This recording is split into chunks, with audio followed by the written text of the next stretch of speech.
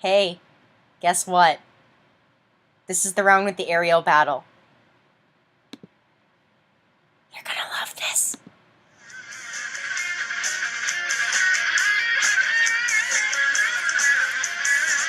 When we last left Ganondorf, he was in control of the halberd, and now he's got some bigger air mech.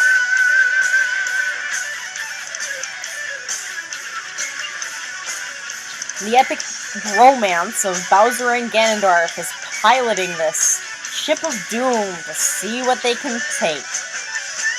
Whereas Charles Muntz is floating around in his blimp.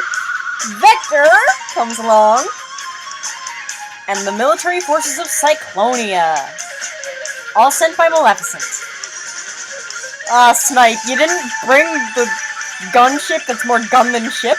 Ravis has her violinist to back her up, as usual.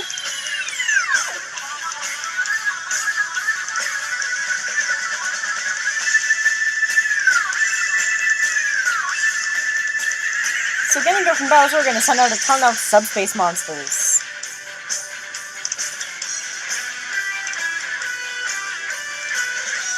I forget which Final Fantasy this music is from, but I love it. The dog pilots! Man, I hate squirrels! The dogs are one of the things I loved about Up. Like, I have this theory that Up is, like, secretly only funny to dog people and dog owners, and if you've never had experience with dogs, it's just, like, not that good. Because so much of the humor came from the fact that my family's always owned dogs, and so when the dogs talk and they say things, I'm like, that's how dogs act! And yeah, it's funny because it's a true concept. Cyclonian mooks are getting picked off one by one. Dark Ace is not happy about this.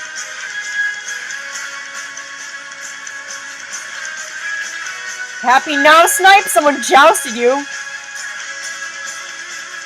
And everyone was probably like, who invited Vector? But he seems to be evading fire really well. Whereas the Cyclonian Talons and the dog pilots have both met their ends.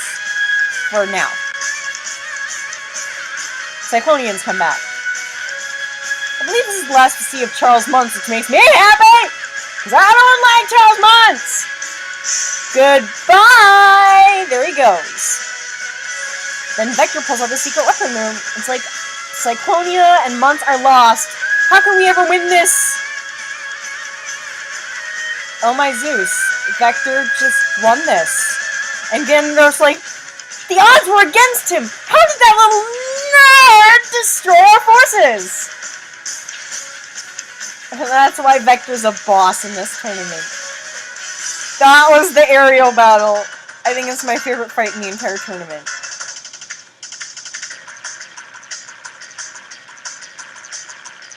So now we have the forces of Queen Grimhilda versus the forces of King DDD.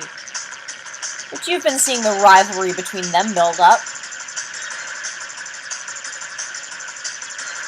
The other thing is, we're only 7 rounds in, and already this is a battle royale. And this is only the halfway point of Season 1. I'm just like, you know what? We've established a lot of cool rivalries. Let's do battle royales!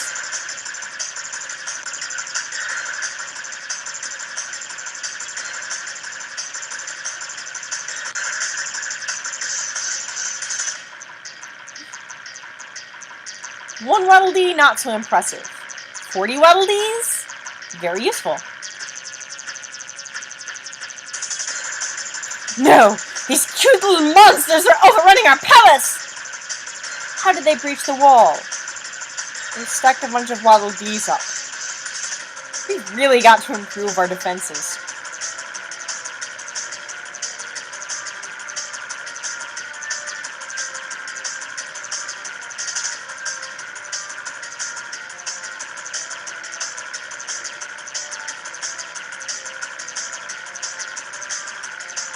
Oh gosh, I forgot what series this monster's from or what it's called.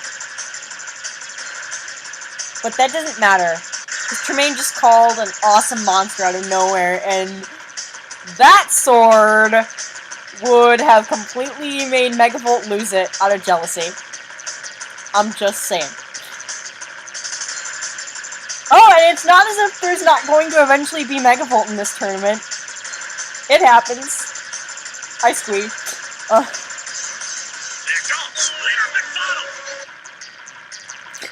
And I love how Grimhilda's like all these highly powered mages, and then DDD's like, I got one giant monster and like a crap ton of Waddle Dees.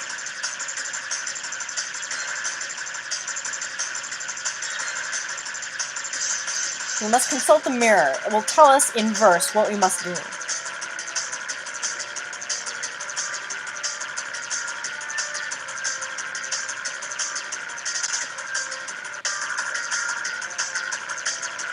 Now that Tremaine and Rasputin have been overpowered by Waddle Dees, improbable as it may seem, Grimhilda is taking the final stage of the battle into her own hands.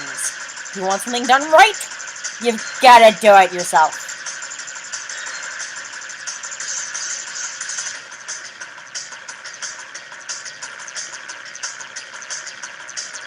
Random aside, I'm not that big a fan of Snow White and the Seven Dwarfs. As I always say, like, you can tell it's Disney's first movie and their starting point, because they improve so much upon that base. But rewatching it, the potion-making scene is one of my favorite Disney villain scenes ever, because it just has this really creepy atmosphere as it goes through, you know, this whole dark ritual of how to create a potion.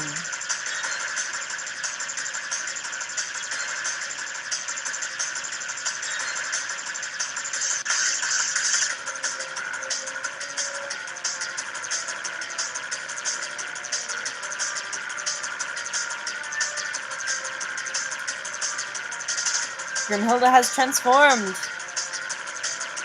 DBD's not liking what he's seeing.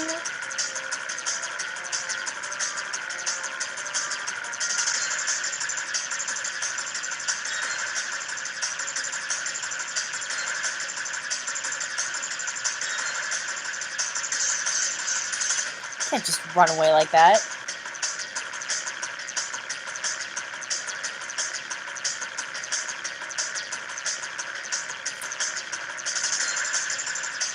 So DDD wonders what to do now.